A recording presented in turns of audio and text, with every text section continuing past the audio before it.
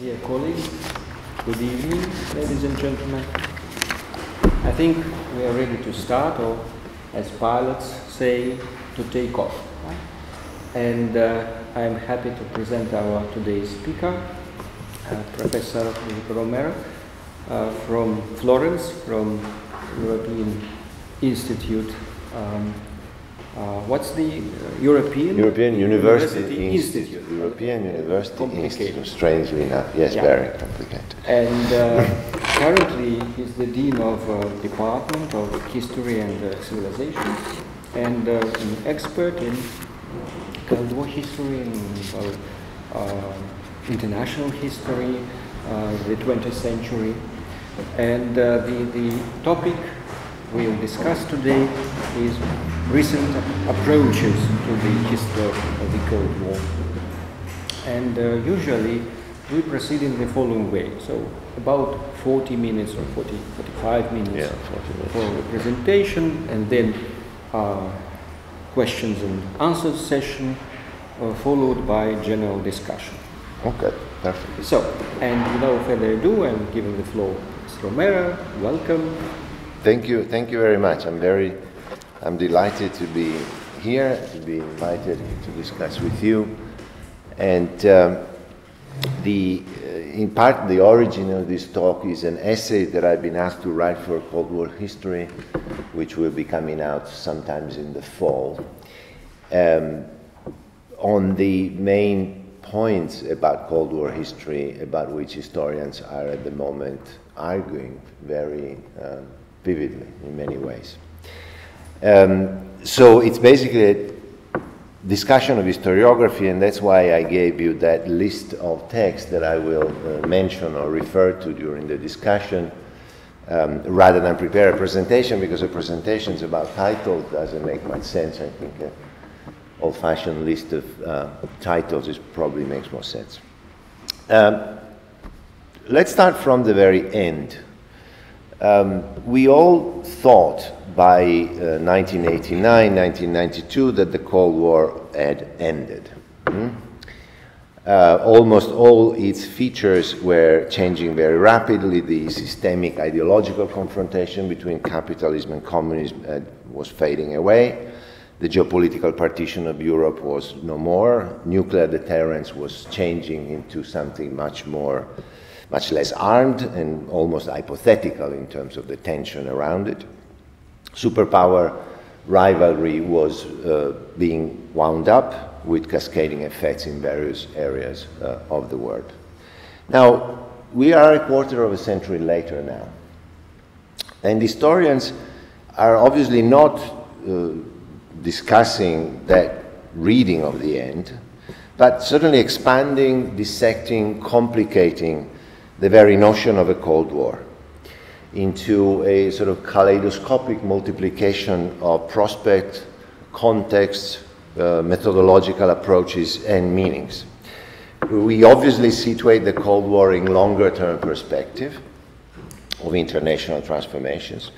We construct new hierarchies of significance from the legacies that our current perspective tend to prioritize.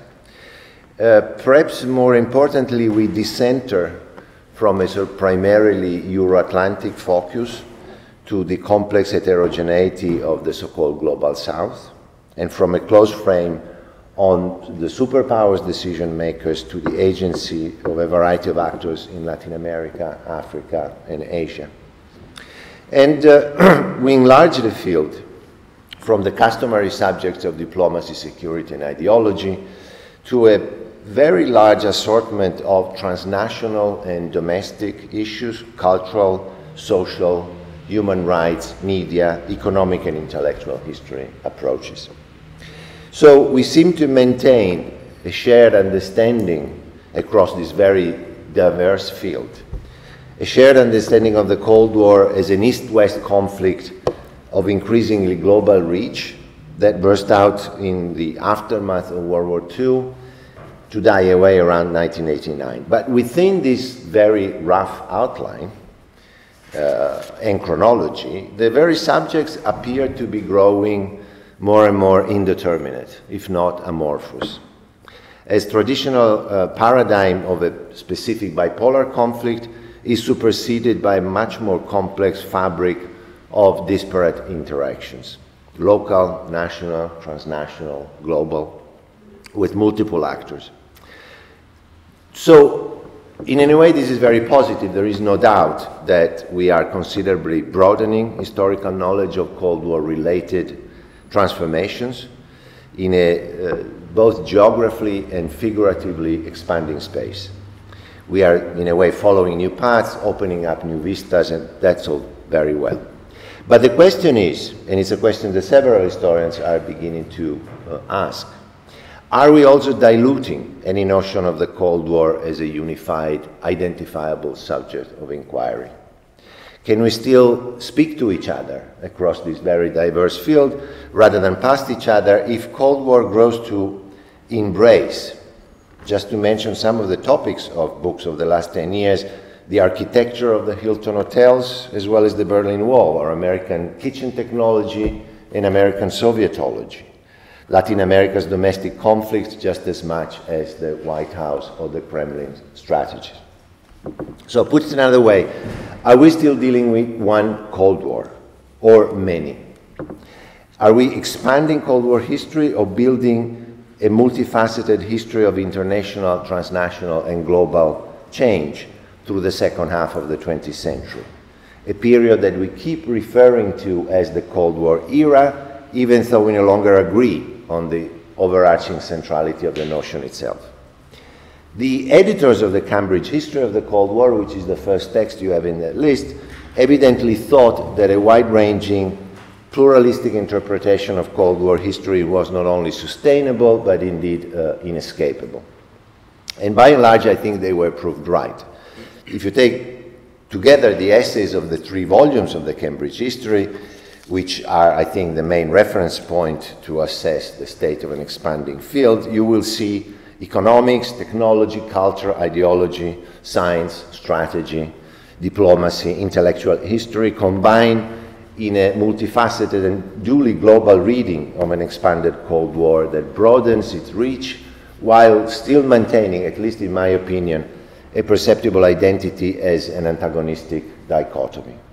Other scholars, while praising the Cambridge History for its treatment, in many ways masterful treatment of many topics, and its open-ended treating of what constitutes or contributes to Cold War history, some authors have pointed out the cost of the intellectual and methodological pluralism of this work that is diluting the meaning of Cold War as a concept to the point that, for instance, I quote from Holger Nering, that Cold War lurks everywhere and can be applied to almost everything, from high politics to the history of everyday life, from actions of statesmen to the mundane.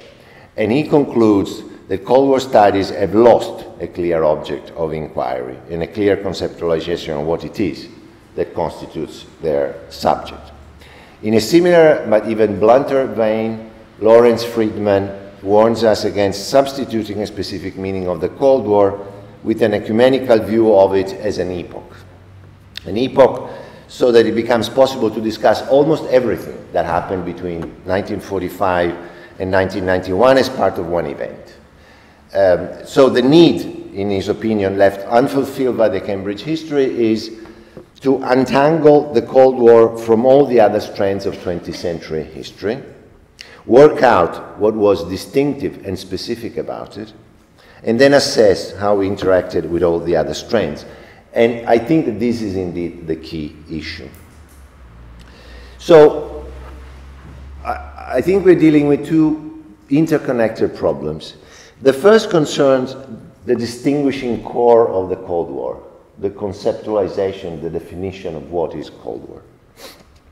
A few years ago, Anders Stephenson suggested a conceptual definition pivoted on the mutual denial of legitimacy by 2 adversaries locked in a mortal struggle for the liquidation of the other. Thus, a total war condition short of actual war. It's a precise definition. Many historians think that it's applicable to the 1947, 1962, 63 period up to the Cuban Missile Crisis, more or less. But after that, Stephenson no longer sees a Cold War, but a much more traditional great power rivalry. Problem is that this very strict definition first embraces only Washington and Moscow and their alliances as sort of appendages, and does not account for the process of mutual recognition negotiation détente in the 1970s. That process which brought international relations specialists often to reinterpret the Cold War as a stable order, or in historians like John Gaddis to define it as a long peace.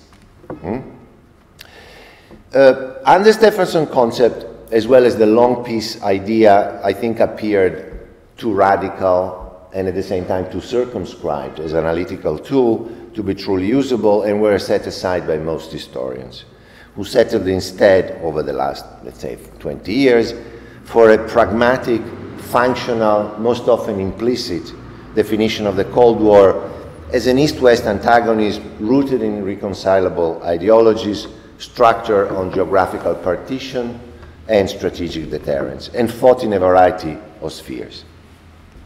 This operational consensus cuts across most of the essays in the Cambridge history and is articulated in two of its most valuable contributions. Robert Jervis anchors our understanding of the Cold War to, I quote, the power of identities and the related fact that each side understood the Cold War as a clash of social systems. Then David Engerman, another author in the Cambridge history, argues that the Cold War was at its root a battle of ideas, of messianic and universalist claims to progress, whose parallel and mutually exclusive character meant that permanent coexistence was impossible. This broad but in a way distinct focus on ideas, identities, and the context for cultural hegemony, I think it's very useful because it allows for an inclusive characterization of the Cold War as an all-round strategic and ideological conflict for defining, possibly steering, shaping the future. First of Europe, and then, at least hypothetically, of the world. It's an approach that might leave unsatisfied those who prioritize the historical turning point of the nuclear threat, as well as the long-term militarization of state and societies. But neither of these factors, I think, ought necessarily to be sidelined by an approach pivoted on the clash of ideas and social systems. Because after all, in each camp, political, military, and cultural elites articulated their fear of war and the corresponding strategies to prevent and deter war, not only in relation to the adversary's military capabilities or means, but about their own fears, their own deeply held convictions about what they thought were the inherently expansive and dangerous nature of the opposite system, which was symptomatically labeled as either totalitarian or imperialistic, two adjectives that imply aggressiveness, dangerous. And even though nuclear strategies had a technical and intellectual specificity of their own, the key factor that made the Cold War a dynamic, self-reproducing antagonism over 40 years, even when both governments recognized the shared interest in negotiating some sort of agreements, what drove this dynamic, self-reproducing antagonism was the fear of uncontrolled change in the social, economic, political, and cultural realms. And I think this relationship between fears, convictions, and strategies made very clear in Mel Leffler's book. So the dominance, let's wonder about this key issue for a moment. The dominance each side tried to achieve, what was it about? It was not so much about dominating material resources and physical spaces, even though these were often very important, but it was about dominating the vectors of historical change, be they the societal demand for economic security, for instance in post-war Europe, or the quest for equality and independence in the Third World, most obviously. At its core, the contest was about harnessing and steering what British Prime Minister Macmillan called the winds of change, so as to prevent either the dreaded spread of communism or the imperialistic subjugation of socialist movements and anti-colonial movements. So the peculiarity of the Cold War was not only that it threatened mutual extinction and could therefore not be allowed to escalate to a direct war, but it could not achieve peace either, because each side ultimately aimed not so much at accommodation in the long term, in philosophical terms if you wish, but at gaining advantage and traction in the struggle for the shape of future history.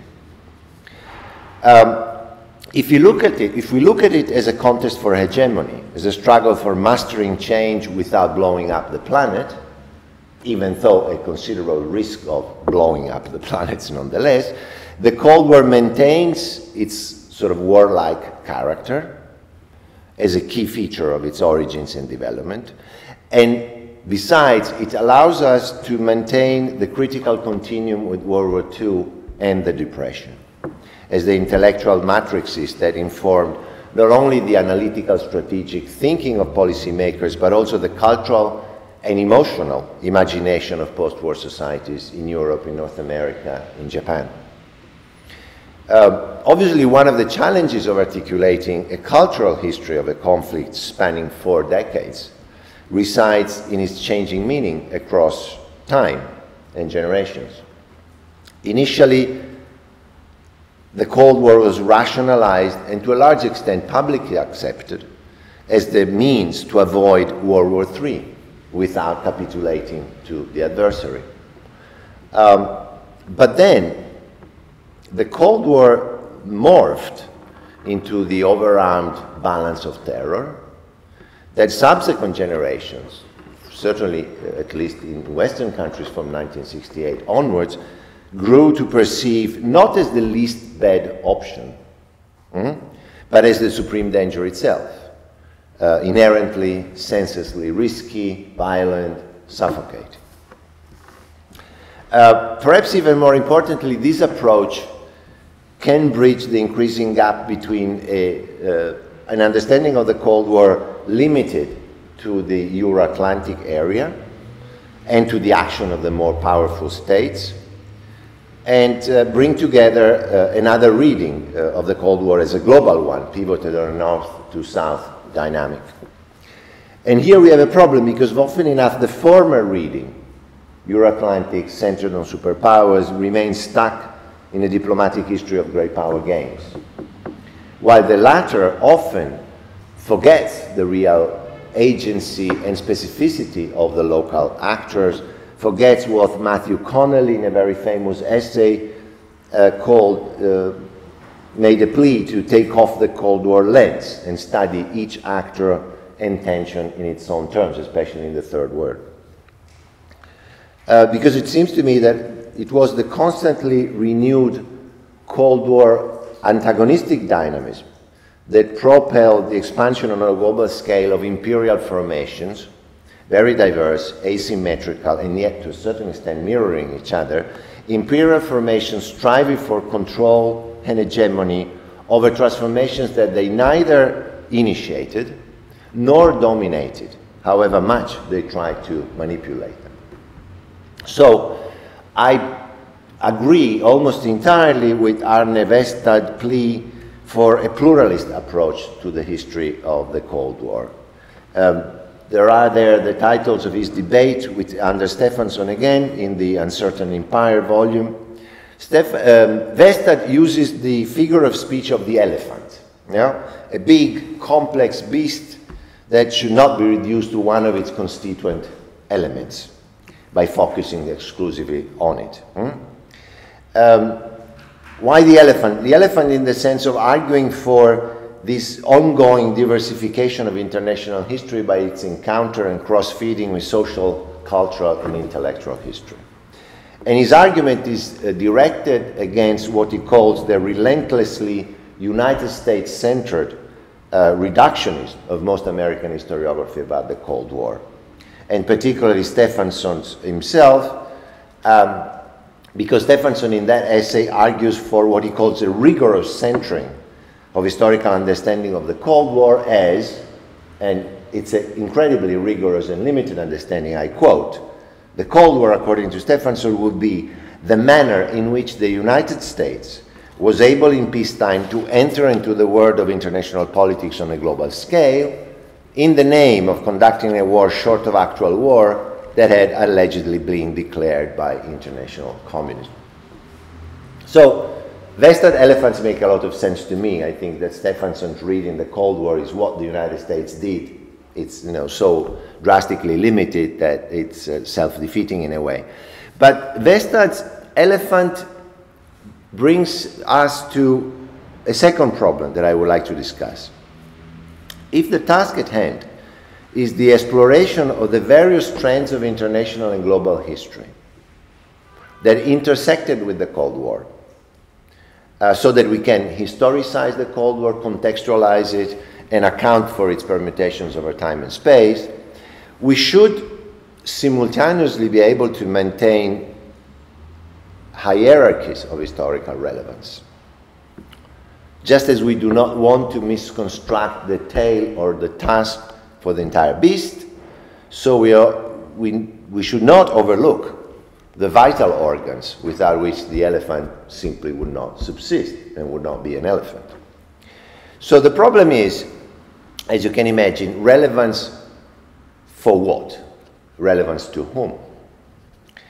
At least since Vestad again published its Global Cold War book in 2005, scholarship on the Cold War has been engaged in a contorted discussion, not always explicit, not often clear, about its physical and figurative boundaries, about where should the emphasis be, on the core or the periphery of the dichotomy, on its historical context or on its significance for the making of our times, as Vestad's subtitle recites. And in particular, it catalyzed a long-brewing uncertainty about the relative place and influence of the Cold War vis-a-vis far-reaching processes of international change in the late 20th century and beyond. A few years later, 2012 or 2013, I think, the Oxford Handbook of the Cold War picks up the challenge and strives to explore the connections between the Cold War and the broader context of global political, economic, social, and cultural developments, while maintaining them analytically separate, even in the structure, in the table of contents of the book. The editors were obviously aware of the danger of collapsing the two dimensions into a sort of indistinct global haze, or an equally nebulous, all-encompassing reading of the Cold War. So they try to evaluate the mutual influences so to get to the extent and the limits of Cold War's reach into world history. Now, how can we do this? And here I propose that we disaggregate and distinguish the various strands. It seems to me that what matters most in contemporary terms for the shape and trends of the world we live in, for the legacy, if you wish, of the Cold War, is not necessarily what mattered during the Cold War and for the Cold War protagonists themselves. In a long-term perspective, it seems to me, the demise of colonialism, the formation of independent states in Africa and Asia, their creation of an alternative moral universe premised on human equality rather than racial hierarchy, the global expansion of capitalism, the resurgence of China. These are all processes of far greater historical significance than the Cold War. I think that the Cold War had an influence in drawing the contours, in shaping the field, if you wish, in setting the pace of some of these transformations, above all because it defined the international state system within which these transformations could happen or not happen. So defining, the challenges, the opportunities that transformations in economic or cultural realms were facing, but it did not determine these changes. What after all, the Cold War bequeathed to the post-Cold War period are what? To a certain degree, institutional arrangements and practices that have defined peace in Europe, the disappearance of communism as a world actor, obviously, and the full-fledged globalization of American power. But if we go back to the previous list of global history great transformations, I think it might very well be that in 20, 30 years, historians will look at the second half of the 20th century in a completely different way, in completely different historical terms that might very well marginalize the Cold War as an expensive, often bloody, but relatively inconsequential conflict in the long term. Something like the way in which contemporaries saw things rather than long-term processes of change. Another perspective concerns the impact and consequences of the Cold War on what used to be called the Third World, and therefore the Cold War influence in channeling those transformations that have grown to define the contemporary world. The fast-growing literature on the topic, and I'll give you a list there, Third World, Cold War in the Third World, seems for the moment to advance three not uncontroversial points. The first is undisputed, and it's obvious in its tragic dimension. The long peace in the Euro-Atlantic North, if you want to call it such, went hand in hand with highly destructive wars in the global South, which accounted for almost all of the estimated 20 million war casualties in the 1945-1990 period. In several cases, as we know, those intense and prolonged conflicts, think of Korea, think of Vietnam, inflicted suffering of staggering proportions and had profound demographic, economic, social, ecological consequences. The second point descends from this one. The very destructiveness of the encounter between Cold War rivalry and Third War tensions has led to a disproportionate concentration of historical scholarship on armed conflicts, so that in international history we have far more studies on Vietnam than on India and Brazil combined. On the superpowers' interventions in specific countries, much, much more than on the broad dynamics that arguably had more profound effects for the history of the Third World. Population growth, migrations, economic and environmental transformations, relations with international organization or international financial institutions, etc. If you combine this with the vastly unequal resources, be there archives, language abilities, money, of course, this approach has given us a vast knowledge of the motivations and mechanisms with which the US, the USSR, and their allies in several instances took possession of a local transition of a decolonization process and tried to steer it one way or the other, often enough brutalizing their process. But inevitably, knowledge of the other side of the coin, the actors of local and national conflicts, their agency, culture, politics, is much more dispersed and fragmented. And besides, the various cases can hardly be expected to come together in a single interpretative framework if you have to embrace widely different contexts, as think Guatemala, Indonesia, Angola, Afghanistan. It's almost impossible to bring them under one single conceptual umbrella. Nonetheless, the recent growth of historical scholarship on Third World issues is so fast that we are reaching a critical mass of studies on the intersections with Cold War antagonism. If you look at the main journals in which Cold War historiography develops, over the last 10 years, I would say that up to 80, perhaps even 90% of articles nowadays are about the Cold War in the Third World, the Cold War and the Third World, etc., etc. The picture that emerges out of this, expanding literature is pivoted on two broad conclusions, seems to me. One is that American or Soviet interventionism in Third World conflicts aimed at strengthening each side in geopolitical terms, often enough, but above all, at channeling the flow of change. since they came to see in the dominant trends throughout the developing regions a sort of litmus test of their core ideas about the nature and directions of historical change. So the symbolical element of what type of development took place in one area or the other, in a way, mattered even more than the physical control of the place. Material interest, whether strategic or economic, certainly did matter, but the key driver of internationalism originated from an ideological contest rooted in divergent visions of modernity and social change. The other element that emerges from this literature is that Cold War antagonists did not create Third World conflict by and large. But in many, indeed most instances, it exacerbated them by pouring in weapons, money, advisors, and indirectly, but probably even more influentially, by connecting local actors to actual networks and powerful images of larger historical trends. In short, raising the state. The Cold War played, I think we can say, a galvanizing role in Third World conflicts rather than a causative one. What is perhaps even more important, and certainly I think more inspiring,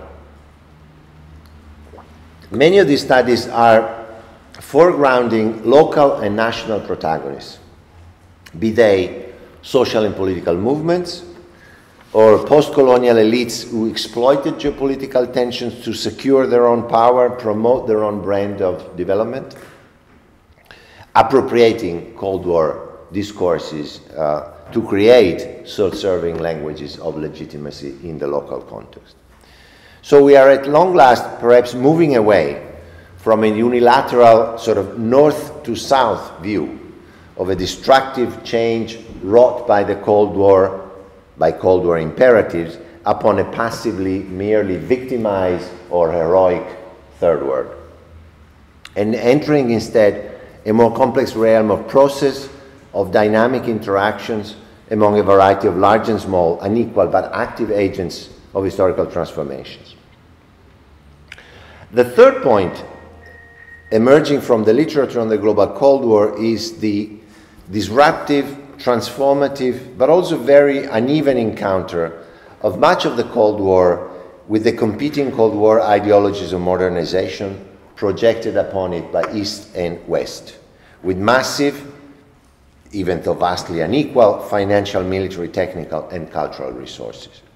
This encounter, which is firmly at the center of that global Cold War narrative, dominates our understanding of the central years of the Cold War. It was preceded by a period of relative open-endedness, during which the competing pressures of decolonization and imperial resistance, sometimes imperial restructuring, at least attempted, battled on uncertain ground, with several outcomes still possible, as Frederick Cooper has argued in the text you have in the list and several others. And this central period would then be followed, if you look at the last 15 years of the bipolar era, by the fragmentation of any unified notions of the Third World, under the converging pressures of expanding international markets and political economy of debt managed by international, that is to say, Western financial institutions, things of the 1980s in particular. But in between, from roughly the mid of the 50s to the early 70s, Cold War anxieties projected upon the decolonizing South an American ideology of modernization that reconfigured the imperial civilizing mission as a non-colonial discourse pivoted on building independent, but as closely aligned as possible, national developmental states. The Soviets, on the other hand, purported to offer the newly independent elites, first by example and then increasingly by means of technical and military aid, the path to build industrializing states capable of achieving full independence from Western imperialism and advance towards socialism. Less endowed, perhaps less efficient than their Western rivals, they spawned authoritarian one-party states far more than economic growth. So competing Cold War fears, visions, strategies, in a way converge on policies and plans, always developed with, and most often also re-engineered by sections of the local elites, to uproot the peasantry, because this is what it was really about, sometimes literally, often violently, transcend its cultural and religious universe in the positivistic rationalism of the social sciences, and replace the rural world with the modernity of industrial economics, urbanization, administrative uniformity, at the level of design at least. So the Cold War urge to control and steer change in the global south provided, I'm quoting here from Prajanit Dwara, the frame of reference in which a novel relationship between imperialism and nationalism sought to accommodate developments such as decolonization and the global rights revolution. In turn, this accommodation generated developmentalism, multiculturalism, militarism, and new ideologies and modes of identity formation. End of quote. Certainly much remains to be done to achieve a differentiated and also more nuanced picture of the many ways in which these projections of Cold War logic and anxiety actually impacted upon third world countries and regions. But several recent studies, several case studies if you wish, indicate the reconfiguration of local traditions, the legacies of colonial development, the mix of resistance and compromise spawned in each region, the national elites' adaptation and often mixing of different recipes for modernization, mattered far more than imported theories and practices. And therefore, I quote here from Daniel Speich, the explanatory power of the Cold War seems ultimately limited if we want to understand how a multitude of regional modernities unfolded, end of quote. So these are some of the problems with which historians of the Cold War in a global context, or if you wish, the global Cold War, are struggling with now. Overall, it seems to me that the long-term consequences and relevance of the global Cold War, even aside from its destructiveness, are clear enough at the macro level, not so much at the micro level of the many cases, regions, area where studies are developing, but are still not developed enough to give us a sort of unified picture or unified concept. So in this respect, I'm totally convinced that the value and acquisitions of the global turn in Cold War and international history are beyond dispute. But I find much less convincing the inference, rarely articulated but often implied in the literature on the global Cold War, that since the Third World had become, by the mid-60s certainly, if not earlier, the most violent arena of bipolar rivalry, after the original European battleground has stabilized somewhat, it follows then that the global dimension had become the decisive one for the Cold War itself. I would argue instead that for all its violence and disruption, the projection of bipolar antagonism in the Third World had much less relevance for the Cold War outcome than its promoters in Washington and Moscow had initially assumed.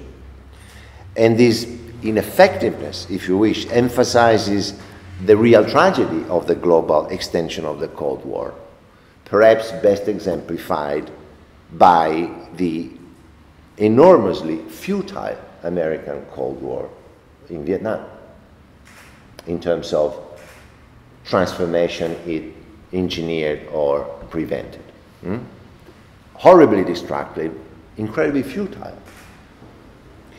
In this respect, I suggest that we should, while maintaining a global reading of the Cold War, revisit and re-emphasize the place of Europe in the global Cold War.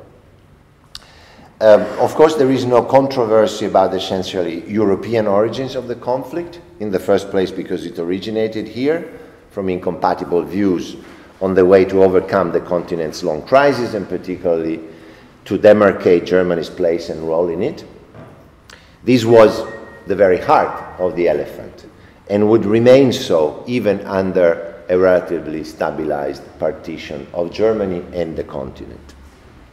As a product, not necessarily inevitable, but hardly refutable of the continent's history, the Cold War was the clash between two world powers just as much as the last conflict for Europe, which is the title I gave to my book. Second, the shape the Cold War assumed in its native European theater defined much of its long-lasting structure and grammar. Territorial partition with deep socioeconomic separation, expansive alliance systems with vast military structures, fierce ideological confrontation and societal mobilization, intra-bloc connections and interdependencies.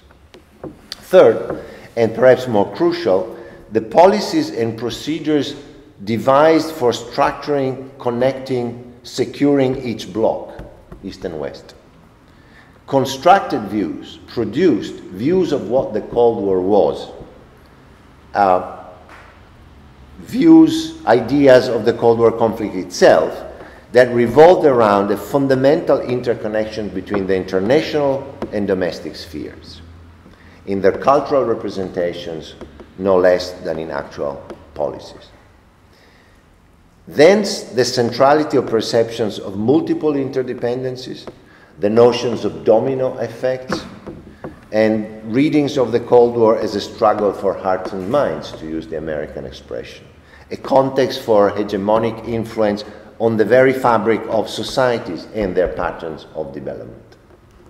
In this respect, I think that the early success of containment appears as the first key factor that shaped the future course of the Cold War, that channeled not only the actual course of the Cold War, but the ideas with which Cold Warriors reflected about what the Cold War was about.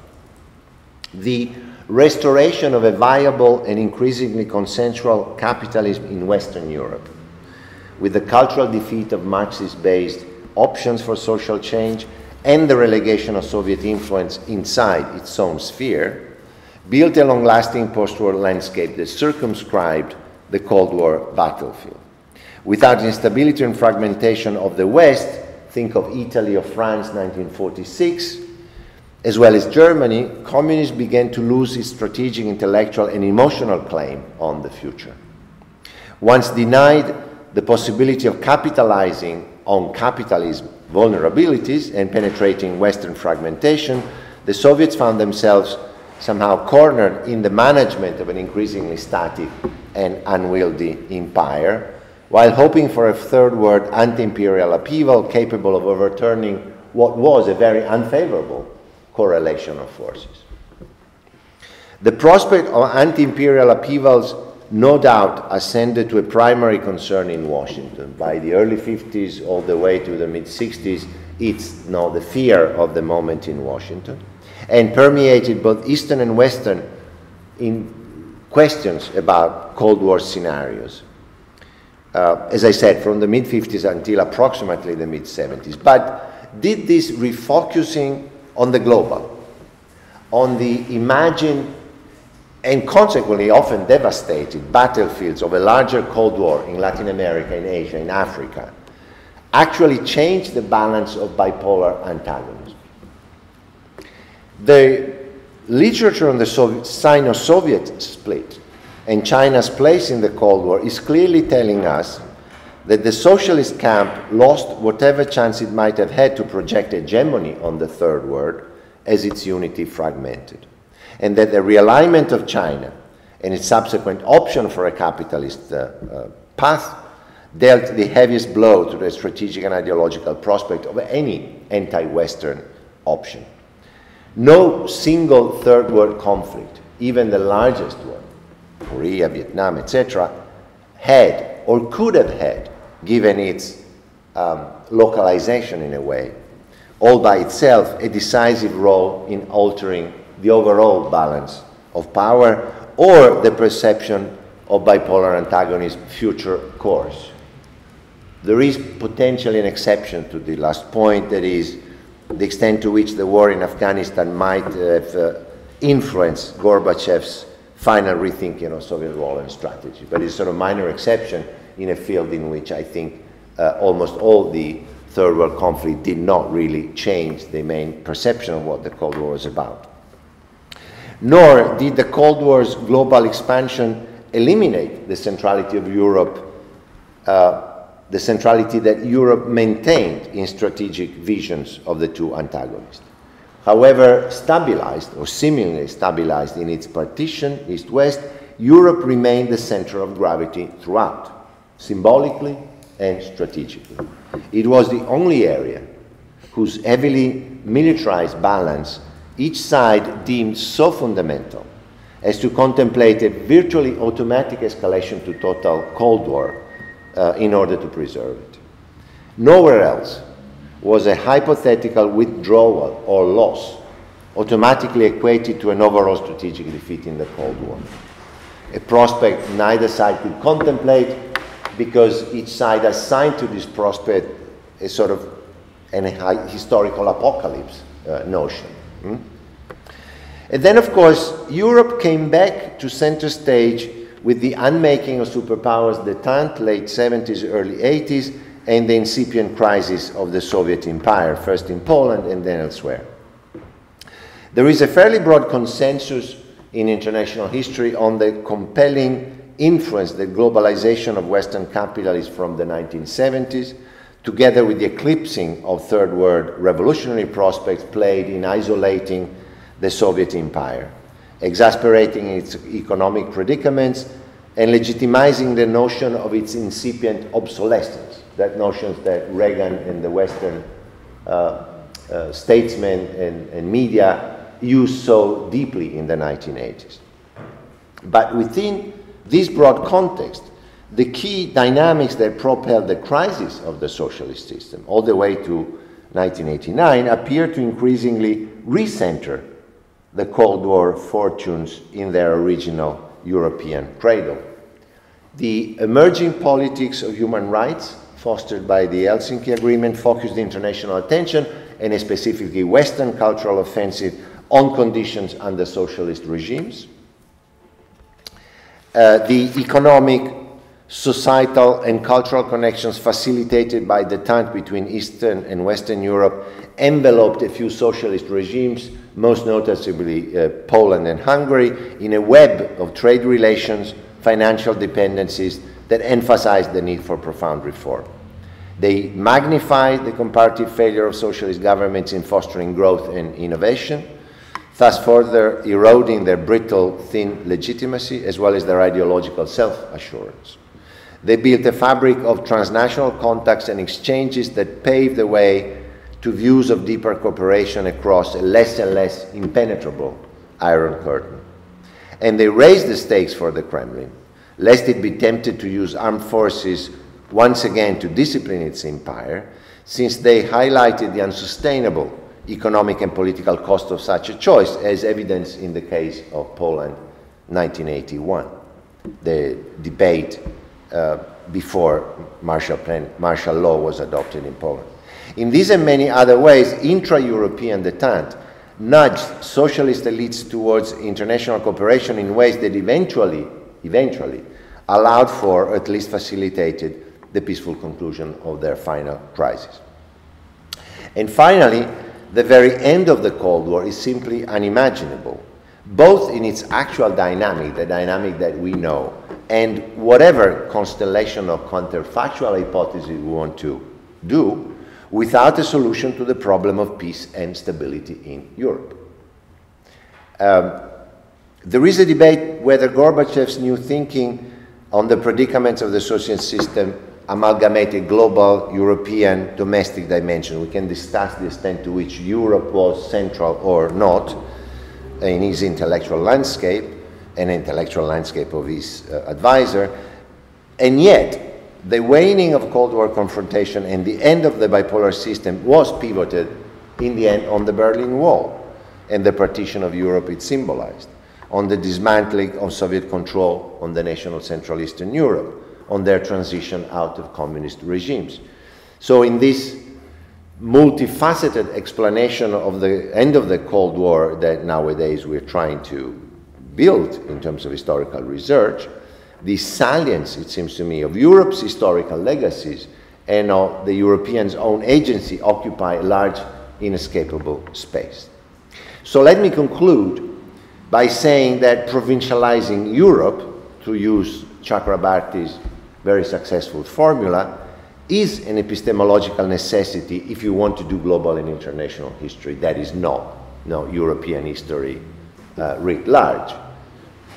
But it's hardly a scholarly strategy applicable to a conflict spawned in and about Europe, pivoted on the continent's destiny, and eventually solved where it had its deepest and more relevant roots. Even as we connect Cold War history to global history, as we ought to do, historians of Europe still have, I think, a good deal of work to do and should maintain a say in Cold War history rather than simply, letting these notions that as the Cold War went global, then the global dimension, it was matter at every level, including the Cold War fortunes themselves. Thank you. I'm finished. Thank you very much. Thank you very much. Okay, so we start questions and answers. Please, who would like to ask a question? Yes, please.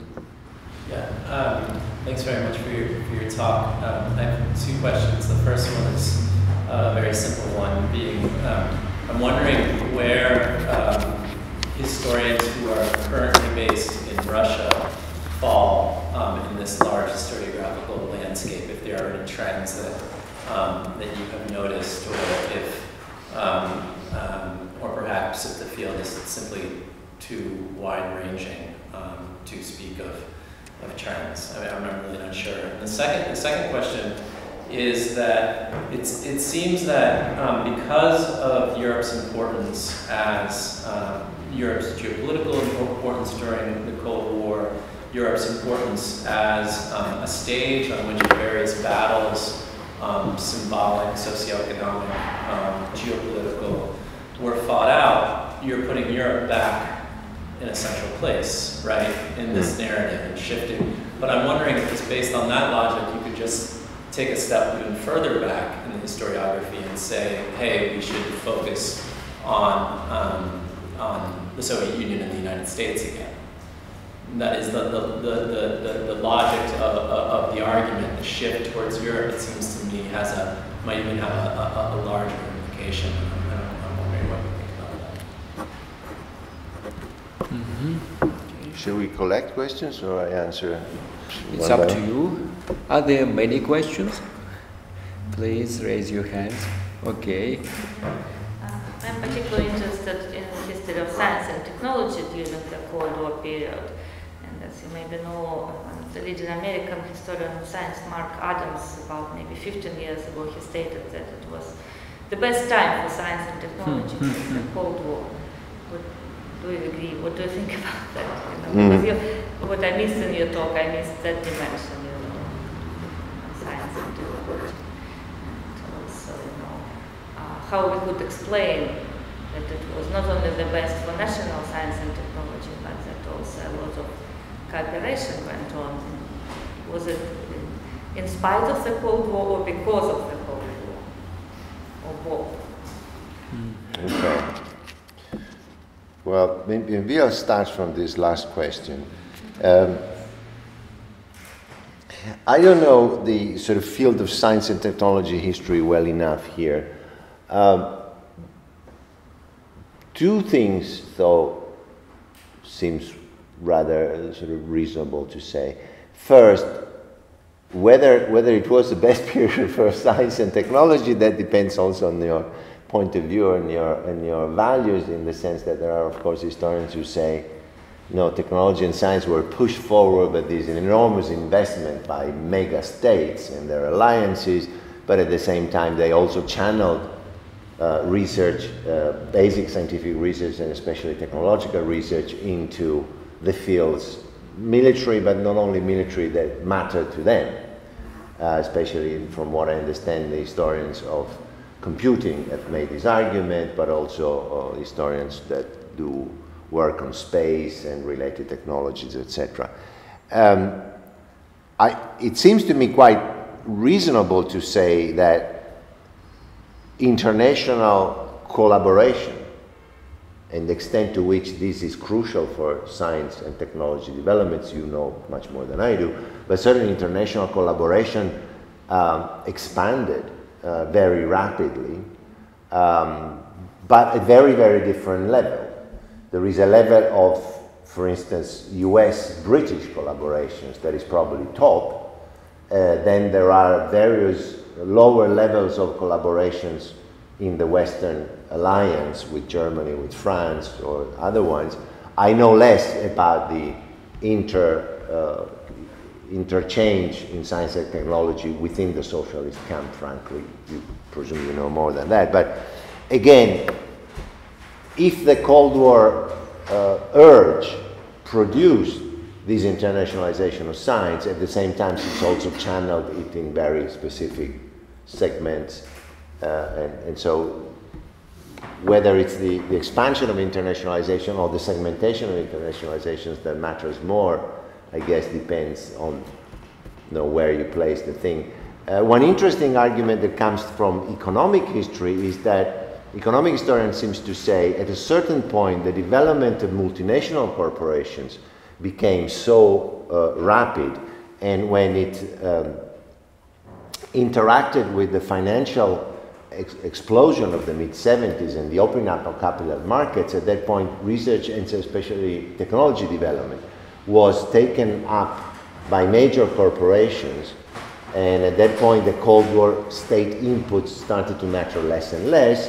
And one of the arguments the economists do is that this circulation of capitals and ideas and technology among major multinational corporations on a global scale, because at that point Japan was involved, the so-called Asian tigers became involved, is what made a real difference in the terms and patterns of development of the West towards a globalized economy and the Soviet or socialist system as a closed system. I don't know whether that resonates in terms of history of science and technology, but going backward to your second question, no, I don't think that focusing on Europe necessarily bring us back to a very narrow focus on US and Soviet policymakers, in the sense that it seems to me there is a huge field of work to be done on how European societies, not only their polities or their economies, but European societies in their culture, intellectual development, social transformations, interacting among themselves in the West and in the East, but also across the barrier, especially from the late 60s onwards, and how these set in motion processes that conditioned the way in which the Cold War was waged, thought about, imagined, but also constrained in many ways. There is an element, I mean, you can look at, for instance, détente is a typical issue. You can look at détente as a process by which Nixon and Brezhnev meet together and decide how many missiles we have here, how many missiles we put there. Then they clash about the Middle East, they clash in a few other places, and this thing goes to smithereens. But at the same time, there is what I would call intra-European détente that is driven much more by relationship between West Germany and East Germany, by West Germany again, but also France and Britain and Italy, and the Soviet Union and other socialist countries in terms of economic exchange, in terms of exchange of people, penetration of ideas, etc., that gradually builds up a fabric of interactions that matters in the peaceful way in which the Cold War ends. So I'm not saying if you focus on Europe, then you focus on the two alliances and their military and political masters. I think we should bring Europe's social, cultural, intellectual history to matter into the Cold War. The first question is a question that I would like to ask you, since we are here, in the sense that where are Russia-based scholars in Cold War historiography? This is a very intriguing question for me because they seem to have a very, very small role, except perhaps those who have moved out of Russia. I'm thinking of Zubow, who works in the West from, what, 20 years now. Otherwise, there are very, very few names. At this point, it's fascinating that in the early 90s, you know, when Zubok or Pechatnov appeared, we thought, well, Russians are coming now, in the sense of Russian historians of, you know, this Cold War history that had remained up to the point entirely Western, and mostly American. And what you see now is that now the Chinese are becoming the real protagonists of international transformations of Cold War history, much more than Russia or Russian-based historians. And I don't have an answer to that. You know, you probably know better than I do in this respect. The state of you know, historical studies in Russia about international 20th century history and the Cold War period in particular. I'm very curious myself. Okay. Any more questions? Yes, please. Yeah, so maybe I just, you know, my question is coming from something I actually misunderstood, but it's, yeah, so I'm more familiar with the literature on Cold War as sort of interaction or as a field of context on not micro but lower level, yeah, so to say. And my question is coming here because this literature is this argues that the Cold War brought not only these micro actors, but actors from other levels like institutions and, you know, different individuals and experts and so on. And if you have a look at, you know, at all, you know, this global historiography or this global literature, so would you say that this is sort of somehow, you know, significant trend in papers? So can we argue that current Cold War studies are shifting from this micro level perspective into this from macro level to this micro level? So would you see that it's sort of new and very significant trend in historiography? So like sometimes I think. So. Yeah. Well, I wouldn't go that far as to say that we are definitely shifting from the macro to the micro level, because it seems to me that if this shift will happen in the future, you still don't have the critical mass now. But it's certainly very clear that one of the emerging and interesting tendencies is coming from studies that are basically saying the Cold War and Cold War divisions and Cold War partitions, whether geographical, physical, ideological, were not whole. And through it, or often under it, there were contacts that could have been, you know, human contacts, commercial contacts, cultural contacts, collaborations. But the problem is that this sort of approach that I find extremely interesting, because coming to define not only where the sort of geographical or conceptual boundaries of the Cold War were, but also where did the Cold War matter and where did not matter in the least in the, you know, material and intellectual life of societies at the micro level. That I find it extremely interesting. But it seems to me that that level of studies has not impacted yet, as it could and probably will, on perceptions of Cold War historians, mostly because we're talking about a group of historians that operate in contiguous but still separate fields.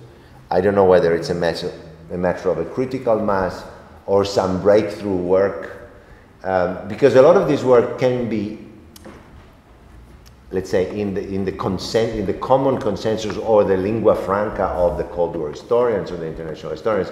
This work can always be seen as extremely interesting, but they're terribly easy to marginalize them, saying, no, yes, there were a lot of people that, you know, crossed across the Baltic Sea and exchanged all sorts of things, okay?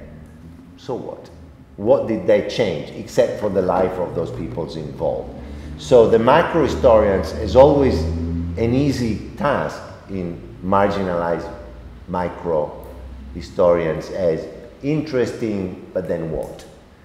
Until one, you know, earth-shattering interpretive work comes out, and I haven't seen that work yet.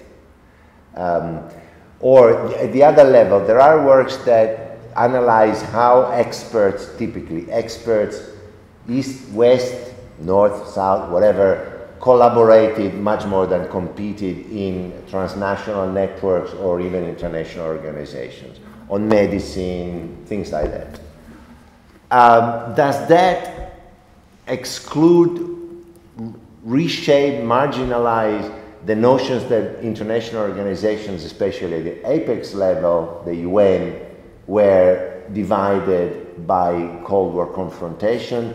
I think it qualifies that, it adds to that, but if it ever will, it has not yet produced a sense that, you know, the Cold War reading of the confrontation prevailing on collaboration was what really was about. But I agree with you that there is a tension there, an intellectual tension that is very, very interesting, and the more it develops, the better, but it does not really hit the core of international historians yet, at least. Just comment, just maybe brings, you know, some study of how the Cold War looked like, you know, from beneath. Just maybe just because as this scope of papers, I mean, these papers of interaction argue, so that we had just took for granted, or we just got used to take the Cold War as something, you know, given, right? Yeah. Just given Yeah. to the war. Maybe just it's worth looking at these levels, and that's why, in this sense, this literature is bringing something really, you know, valuable for the future, just to see. I agree with you. I think there is also a matter of the time frame here, in the sense that while it's obvious, while for historians working in the 60s, 70s, and 80s, the Cold War seemed to be, you know, the overarching problem. And now we look at the Cold War as a fairly enclosed and also fairly short period in the long span of international history. Inevitably, Cold War dimension is going to be reduced in relevance, importance, weight. And you might very well find out, as I said, you know, a generation from now or 2 generations from now, that the sort of social, cultural transformations that you can see at the micro level, sometimes cooperative across the partition, sometimes not, because that's not relevant, mattered far more than Cold War dynamics. But for the large body of international historians, you know, emancipating themselves to the notions that the Cold War really mattered is something that I don't know whether it will happen, but certainly has not happened yet. Yes, please, Boris. Your presentation forces us to think about history of how it develops and what are factors of development. Is my understanding correct that the origin of the term is rather metaphorical? Yeah. Cold War. And then it brings the logic of metaphorical development. If you have war, you are expected to have battles, you have winners, losers, defeats, etc.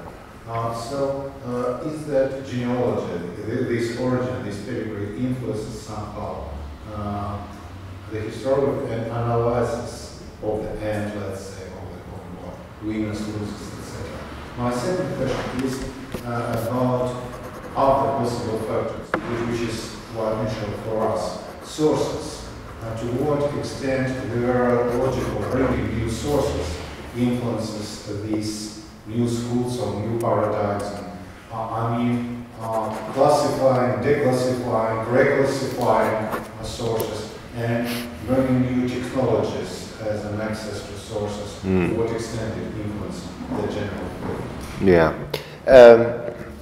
Well, the second question, if you wish, is in a way simpler. The problem with sources is that the uncovering of new sources, the bringing into operation of new sources is incredibly uneven, in the sense that not only is uneven because, I mean, typically, you know, sources on Soviet history after the sort of opening right after 1991 are much less accessible than the Western one, but that's not the main issue. The main issue is, are you ever going to get an amount of sources, not only at the level of the central government, but at much lower local levels of movements, political parties, actors, social groups in a country like India, as in a country like West Germany, or in Tanzania as opposed to Britain. I think there is an element of, you know, uneven distribution of sources that is very difficult to overcome. What certainly happens is that when historians manage to work their way through this very uneven availability of sources, or even existence of sources, at least written sources, they almost inevitably come to the conclusions that any notion of sort of top-down Cold War originated dynamics has to be rethought, if not completely criticized and qualified, and bring up the agency of local actors. Agency both political, practical, as well as intellectual in the way they thought. So there are, you know, a lot of case studies of African, an enormous amount of Latin American countries that nowadays are saying those who fought battles that they presented in Cold War terms, because they used the language of anti-communism, for instance, etc., had nothing to do with Cold War alignment or non-alignment, even though sometimes they use Cold War alignments to get money, to get weapons, to get political support, but it was really a domestic conflict in which the domestic actors, in a way, manipulated the big powers just as much as the big powers were trying to manipulate them. So in that sense, yes, there is a difference being brought into the field, but the difference is very gradual, step by step, is limited by this very uneven distribution of resources, and is also limited by the fact, you know, that as I was saying, there is a conceptual problem there. Unless we want to go back to an idealized notion of the third world as the new actor of world transformation, we have to deal with the fact that countries, political groups, social groups, cultures can hardly be unified in a global South unified notion, except at a very high political level. Yes, you can argue that the third world at a certain point constituted itself as a movement for a new international economic order, but this is the elite of 70-something third world countries. It's not the history of those countries. And if once you go into the history of those countries in their own sources, inevitably Guatemala and Afghanistan has very little to do with each other. And if you try to bring them together conceptually, you risk to, again, inevitably bring the global structure, the superpower rivalry, the East-West conflict, to bear on the local dimension much more than should be done. So it's a very tricky thing. On your first question, the metaphorical dimension, no doubt about that. I think understanding, denominating, and understanding the Cold War as a war, and calling it a war, albeit cold, channeled the understanding of the conflict, of what was at stake to begin with, of how to wage this conflict, on the fact that it was a conflict for death, in a way, life or death, in umpteen ways. I don't know, because that's really not my field, the ways in which the Soviet system and Soviet ideology rationalized this, but in terms of Western and particularly American views of the Cold War, there's no doubt that having seen the Cold War from the very beginning as akin to total war, as a historical conflict for life or death. You know, there are several American, very interesting from an intellectual point of view, strategy documents that reflect at length for 50, 60 pages about this is a conflict for the heart of the world, for the destiny of humankind, and blah, blah. These are not propaganda documents, okay? These are internal reflections. They are totally steeped in this language of the total war metaphor. Cold, as we managed to maintain it cold, but that's not what matters. What matters is that it is a war.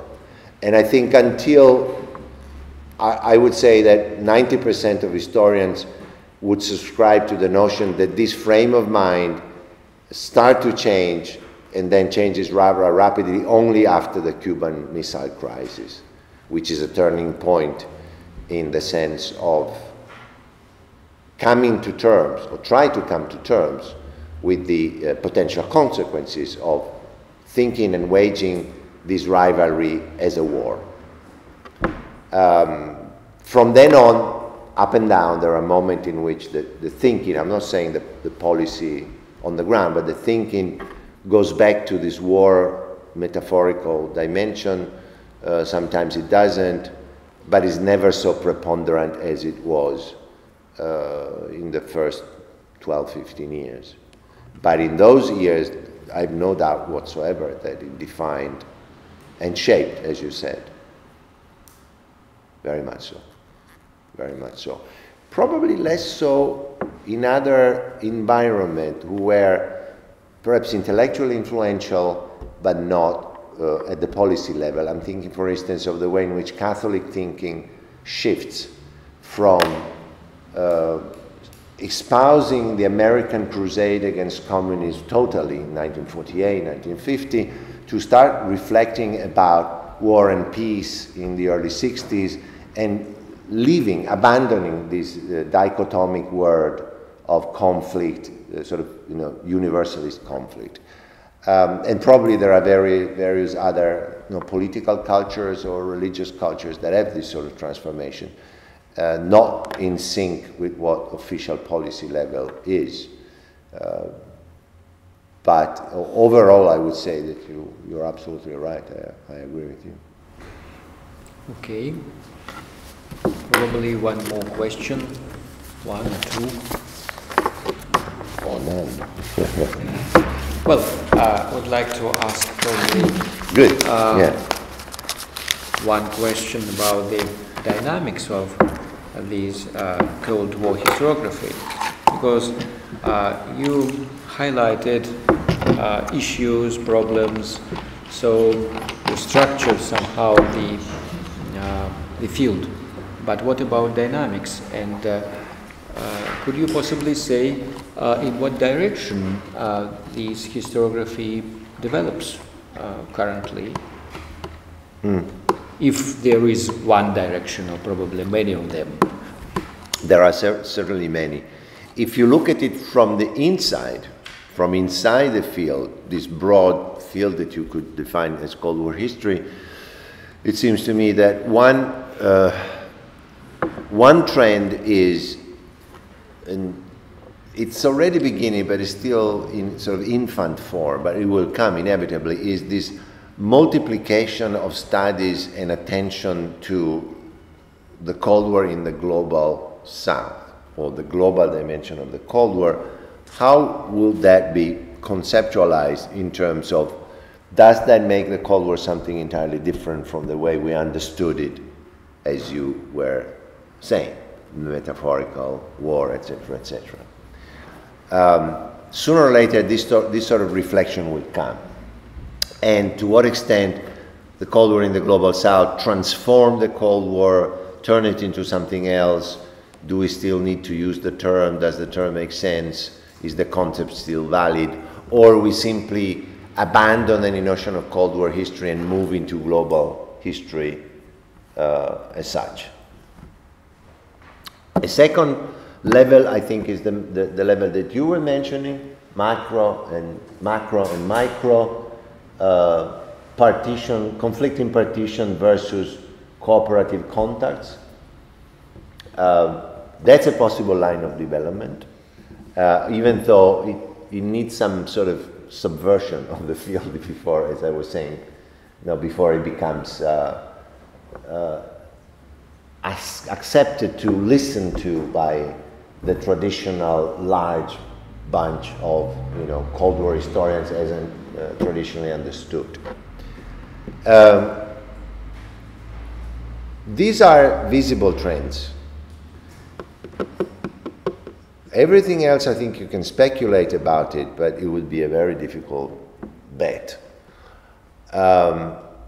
First, there is a geographical thing.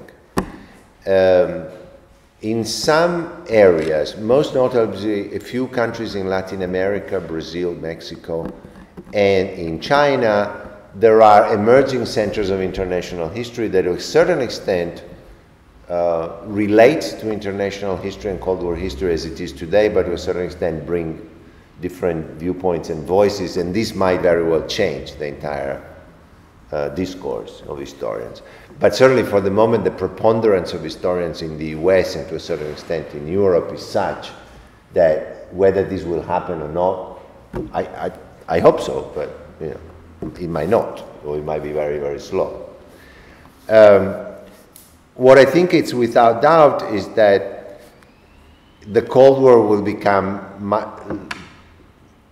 come to be seen much more, and therefore also loses a number of historians specifically working on and thinking of themselves as Cold War historians in the longer terms of international and global history across the 20th century. As we leave the Cold War behind, we start to look at it as a very peculiar, specific moment in time, and the long-term currents that cut across the Cold War becomes more interesting in a way. It's not by chance that we are looking at the transformation of empire, colonialism, decolonization, post-colonial world as a much more interesting long-term trend than the relatively brief parenthesis of the Cold War. So, as I said, I wouldn't be surprised if in 30 years from now there is no such history as Cold War history. I'm being paradoxical, but not too much. Thank you. Well, now the floor is open to anybody who wants to make a comment, to say something on the subject. So, please, are there any? Yeah, Anatoly? Thanks. I have just a follow-up question, which is that, and it's related to Leona's comment earlier about the significance of, or the potential significance of microhistories. What do you think about the possibility? I mean, it seems to me that the significance of a microhistory versus a macrohistory would depend, as is the case for the significance of any history, on the question that's being asked. And the question that's being asked that seems to be being asked in many of the vast majority of the texts that you've talked about today is about what factors in this quote-unquote Cold War, or what places in this quote-unquote Cold War were most significant in the way that it ended up, and in the way that it played out. And for a microhistory, what seems to me to be what potentially interesting, and I'm interested in your view about this, and potentially how microhistory can make a big contribution, is by getting at mentalities or identities, subjectivities, whatever term, whatever methodology you want to use, about how, and here I'll completely very much simplify, how an engineer trained in the Soviet Union, and relatively, and I understand that this is a very arguable point, but trained in a relatively closed society, what happens to that mentality when that individual, and again, it's a more, I don't mean to make a Soviet mentality so static and defined so much by simply the internal. And this is just a heuristic. So what happens to that individual, to that subjectivity, when he or she goes to Finland or interacts with Finnish colleagues? And if you can find sources on the micro level that could get at that, I think that it would make for an interesting case study of what of kind of intellectual possibilities of the Soviet experience. Again, I'm speaking in very broad terms. So the larger issue here, or the question is, to what extent does does the significance depend on the question? And are we talking about, in relation to these texts and to this field of international history, perhaps the question is just a different one that isn't so amenable to microhistories? No, I don't think so, because I'm certainly convinced that microhistory can bring very, very useful and intellectually challenging challenges to Cold War historians. The problem, it seems to me, is one, the very fact that most practitioners of Cold War history comes from a field and would like to remain in a field that is focused on international politics. That was they really are interested in. And so they tend, as I was saying before, to, in a way, marginalize the results of microhistory as sort of nice, but then so what?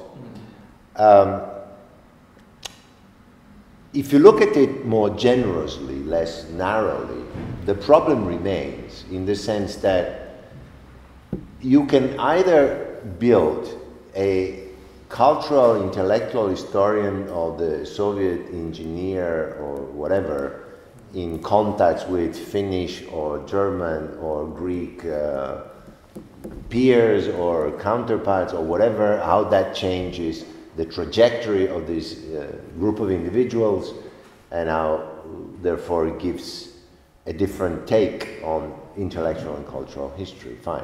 But if you want to relate that to Cold War history, then the problems become an issue for both. Not only their relative sort of traditionalist narrowness of international political historians who marginalize everything else, but also that you yourself have to make a claim in the sense that these specific cultural transformations matter, in the sense that it changed not simply how these individuals lived their lives through the Cold War, but somehow affected perceptions, conceptions, ideas of the Cold War in a larger social group, not necessarily at the level of the Kremlin or the White House, but in larger social groups. So, and that's complicated. In a way, it's that, if I can make an analogy with, so I'm familiar with the very complex, and it seems to me, unresolved tensions in migration studies in general, between the focus on the migrants and the focus on the policy regulations of migrations. The two things obviously interact, there's no doubt about that. The focus on the migrants is far more interesting in many respects, but at a certain point you hit the wall, which is regulations, policies, border, etc., that do affect migrations, not only as flows, but as the individual life of the people you study. How do you argue for the interactions between the two outside the micro case, but in a macro heuristic approach to migration studies should be studied from the point of view of the migrants or from the point of view of the policies? You have to put them together one way or the other, but it seems to me that very rarely we manage to do that in a way that is conceptually convincing. And maybe the analogy works, or maybe not. Thank you. Okay. Any comments? Yes, please. I just wanted to ask you a question. Okay, yeah. You mentioned the nice developments of the study on coal mines in the south. And I was wondering to what extent there are some collaboration between this field with the field of post-colonial studies, and how there are kind of common ground, or are there really different directions? That means that there is no common language. Are there some concepts that can be used in the two cases, or because I'm not sure that the goals of these two different approaches are reconcilable, or is it really to take some problem with two different points of view or something very different? My impression is, if you look at the major journals on which sort of those who define themselves as Cold War historians, international historians, work over the last 15, 20 years is that historians of colonialism and post-colonialism have successfully colonized at the intellectual level, not at the institutional level, but the intellectual level, the way in which international historians work, and certainly not the other way around. So in that sense, there is a borrowing of concepts and methodologies from colonial and post-colonial studies, even though with caution, and by many in the field probably with reluctance, but de facto, once you go into operating on countries, regimes, actors that come out of the decolonization process, the literature on colonialism, post-colonialism becomes inescapable. And as you start to metabolize this literature, you borrow things, you learn from there, you assimilate things, sometimes even inadvertently, sometimes quite explicitly. The other way around is definitely not the case. So in that sense, the influence is unidirectional. But it's not uncontroversial in the sense that, again, the weight of historians who stick to an international politics or strategy level is very substantial in institutional terms, in terms of departments, in terms of journals, in terms of numbers, especially, not only, but especially in the US. And they condition quite heavily the sort of transformation of the field that is not so abrupt and rapid as it could be. But if you look at how diplomatic history, which is a big American journal, was in the early 90s and how it is now, it's unrecognizable. And those who were born a bit later, the Journal of Cold War Studies, Cold War History, were already based from the beginning of it, very much more open attention to colonial and post-colonial studies. Mm-hmm. Okay. So, yeah, what is it? No? Well, a few words in guise of conclusion. Probably I'm not the right person to make conclusions because I'm early modernist, so looking from very far perspective, very distant perspective, but on the other hand, I'm not biased, so to say. So yeah. I'm not a partisan of this or that particular version of the Cold War history. What I can, well, what can I draw from your presentation? A sort of a lesson or some interesting insights. First of all, a metaphor. This metaphor of Cold War, which really bears its impact on the stuff. And as far as I can see, the perspective of this particular trend is limited, and probably what you actually said about the nearest future, not so near future, I think is in the same way, in the same direction, because either the story, the Cold War history will be split into many histories, quite possible, of course, and we still watch it's going. Yeah. Or it will be put into more narrow space or narrow stuff like international relations and all that. So stick to the initial probably vision or perspective of relations between superpowers and all these rivalry and all that. So probably paradoxically for me, but the lesson is a little bit pessimistic about the destiny of the held industry, I mean, on Cold War. I'll also pick up your question about, or your answer and question about the contribution of Russian scholars to the field.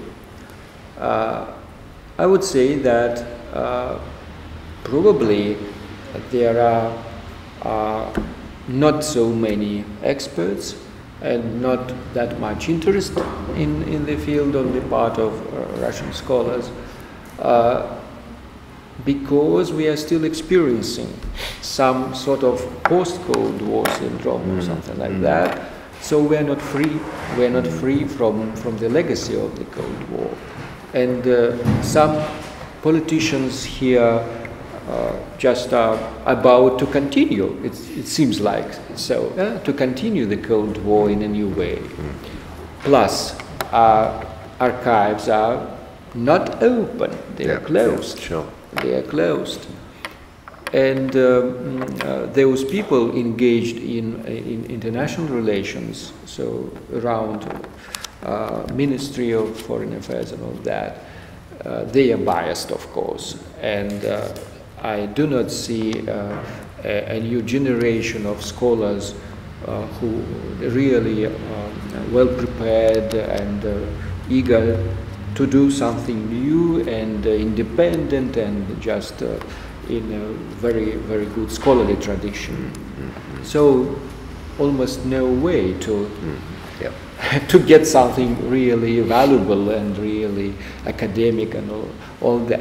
And more fruitful trend, as we see, are these scholars who are engaged in socialist studies, you know, Soviet studies, late Soviet studies and all that. But this is actually another story. It's not about Cold War per se.